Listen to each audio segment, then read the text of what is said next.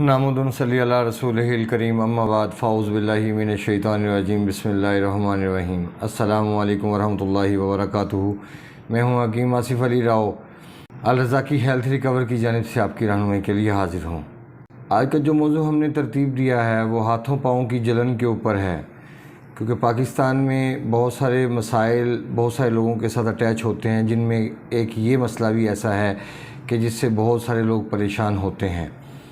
आप समझ लें कि हाथों पाँव की जलन का पैदा होना, इसके पीछे इंसान के दो चीज़ें कार फरमा होती हैं, या तो वो हरारत है तो या वो तेज़ाबियत है। लेकिन बहुत सारे लोगों को, दोस्तों को जब हम देखते हैं वो अपना ट्रीटमेंट करवाते हैं और ट्रीटमेंट करवाने के बावजूद वो लोग ठीक नहीं होते, मुसलसल वो हुक्मा हज़रात के कहने पे या वो ख़ुद भी थोड़ा सा ट्रेस आउट करने की कोशिश करते हैं, तो वो ठंडी से ठंडी चीज़ों का इस्तेमाल करने की कोशिश करते हैं। एक नहीं बहुत सारे तजर्बात हुए। तजर्बात होने के बाद जो नतीजे सामने निकलते हैं, मेरी कोशिश होती है कि मैं किसी इंसान के सामने अपनी ज़िंदगी के तजर्बात रखूँ। अब हमारे हाथों पाँव में जो जलन मोस्टली हम पाकिस्तान में या बैरून मुल्क देखते हैं, जो हमारे ओवरसीज़ पाकिस्तानी भाई हैं, उन लोगों के अगर हाथों पाँव में जलन होती है या पाकिस्तान में रहने वालों की होती है, तो ऐसी हालत में इंसान कॉन्स्टिपेशन का शिकार ज़रूर होगा, इंसान तेज़ाबियत का शिकार ज़रूर होगा। और ऐसी कंडीशन में चूँकि जिस्म में खुश्की होती है तो जिस्म में घबराहट और बेचैनी होती है।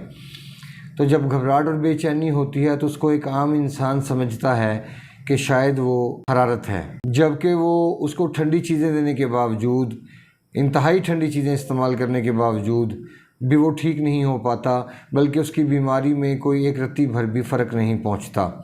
या तो हम तब मानें कि जब हम ठंडी चीज़ें खाएं और हमारे जिस्म में अगर हरारत है।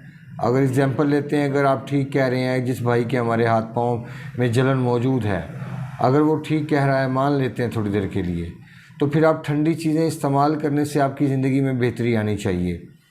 जबकि नतीजा क्या निकलता है कि ठंडी चीज़ें इस्तेमाल करने से आपकी तबीयत में बेचैनी बढ़ती है। जब इस किस्म के पेशेंट का सामना हुआ और जब उनका ट्रीटमेंट करने का मौका मिला, तो जब उनकी पल्स देखने का मौका मिला, तो जो कंडीशन थी, वो नज़र जो आ रही थी, वो सारी की सारी तेज़ाबियत के ऊपर मुश्तमिल थी। और तेज़ाबियत एक ऐसी चीज़ है कि जो इंसान के वजूद के अंदर से सेक निकालती है। जैसे इंसान को टेम्परेचर हो या इंसान का जिस्म बहुत ज़्यादा हिद्दत पकड़ जाए, गर्म हो जाए और पसीना ना आए, ये कैफियत तेज़ाबियत की है। चूँकि तेज़ाबियत के अंदर हरारत कम हो जाती है, तो हरारत के कम होने की वजह से इंसान के मसाम खुल नहीं पाते और इंसान के मसाम बंद रहते हैं, जिसकी वजह से पसीना खारिज ना होने की वजह से जिस्म के अंदर तपश और बढ़ती है। और इससे नुकसान और क्या पहुंचता है कि ऊपर से इंसान ठंडी चीज़ों का इस्तेमाल करना शुरू कर देता है। वो ठंडी चीज़ों को डिप करके अपने पाँव के ऊपर रखता है और थोड़ी देर के लिए सुकून हासिल करता है। बाज़ दोस्त तो सारी रात, मतलब कपड़ा वो भिगो के पाँव पे रखने के बाद सारी रात सोते हैं, लेकिन उसके बावजूद भी सुबह उठते हैं तो फिर वही जलन वैसी की वैसी होती है। क्योंकि नींद के बारे में कहा जाता है ये सूली पर भी आ जाती है, और ये हकीकत है कि इंसान को जितनी भी तकलीफ़ हो, परेशानी हो, कुछ टाइम के लिए इंसान को नींद ज़रूर आती है। और ऐसी कैफियत में जब इंसान सुबह उठता है तो उसके पाँव में बेचैनी मौजूद होती है, ऐसे कोई चीज़ सुलग रही हो।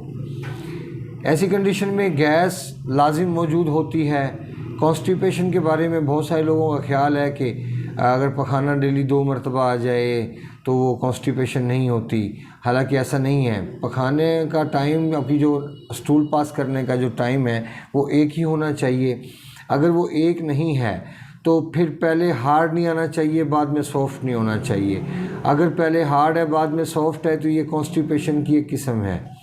अगर दिन में 2 मरतबा स्टूल पास होता है तो इसका मतलब ये है कि एक टाइम में अजाबत होने के बावजूद उसका पेट क्लियर नहीं हुआ, इसलिए उसको फिर अजाबत हुई। तो जब बार बार पखाना आता है तो इंसान की तबीयत में बेचैनी बढ़ती है और ख़ुराक के हज़म होने का निज़ाम भी मुतासिर होता है।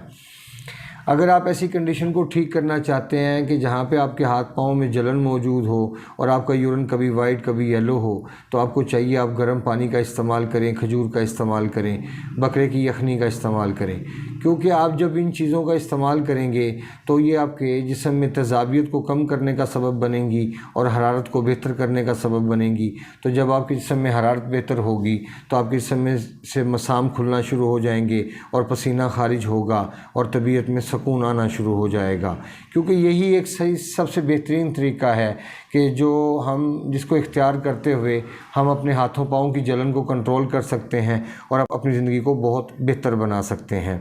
تو میں سمجھتا ہوں کہ اگر اس حوالے سے ہمارے کسی دوست کو کوئی سوال کرنا ہو تو وہ کمنٹ سیکشن میں اپنی رائے سے ضرور آگاہ کریں۔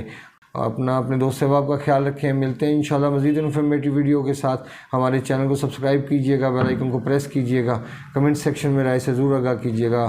وما علینا الا البلاغ المبین۔ السلام علیکم ورحمۃ اللہ وبرکاتہ۔